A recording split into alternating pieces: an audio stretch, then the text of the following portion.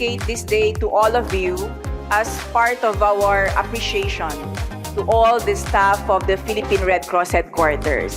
Pag maganda yung kalooban, nag-i-extrude, gumaganda lahat. Yun ang gusto natin promote sa Philippine Red Cross. Beauty from within, beyond surface.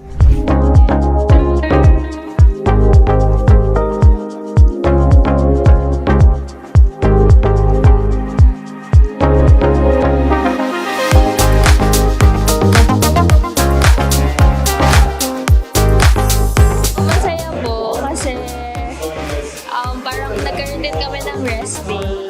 Super enjoy naman since nung start.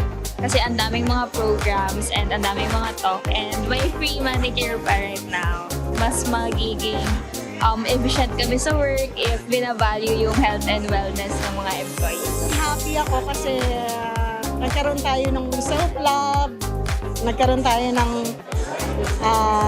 araw para sa sarili natin. Bilang volunteer po, malaking bagay po sa amin to. Salamat po sa pagbibigay niya ng pagpapahalaga sa amin.